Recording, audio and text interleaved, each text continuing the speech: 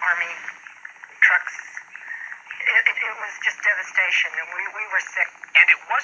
Benaibrif Apartments was created to house the elderly that had suffered the loss of their homes due to Agnes in Wilkes-Barre. Gradually, residents returned, but nothing could prepare them for what they found. When I first opened the door, this was the worst moment of all. You see everything topsy-turvy where it floated up to the ceiling and then down again.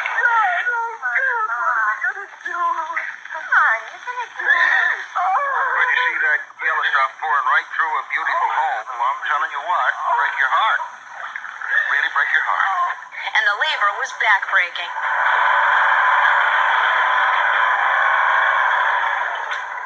We need help now. I mean, it isn't a little creek that overflowed. It's a whole valley that's destroyed.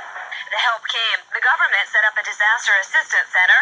It provided loans for the future and brooms for the present. And volunteers came from all over the country. Many of the Amish and the Mennonites stayed for weeks.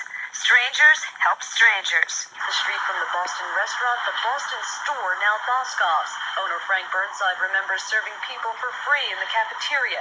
Loyal employees who lived at the store while mopping up. And opening up a few months after Agnes, only to close down a few years later after 40 years in business. They suffered thousands of dollars in losses from the flood. It was a terrible, terrifying experience. But in general, people were tough-nosed about it and put up with it and did the best they could. Including employees at Eastern Pennsylvania Supply Company on South Pennsylvania Avenue. But questions remain. Are we prepared for the possibility of another flood? And has everything been done that can be done to protect the people and property of the region? Immediately after the floodwaters from Hurricane Agnes receded, state, local, and national officials vowed the same flood would never happen again. But the very same promise was made after a similar flood 36 years before. The existing system was built in the period since the flood of 36, so work started in 1940 approximately, and continued through about 1956 before all the sections were completed. Even though $12 million had been spent on the dike system since 1972, flood protection has not been improved. That money was spent for dike repairs and renovations, not improvements. In a few years, though, that will all change. Beginning in 1995, the U.S. Army Corps of Engineers will begin a massive project here along the banks of the Susquehanna to increase flood protection. The $200 million project will raise dike levels anywhere from 3 to 5 feet.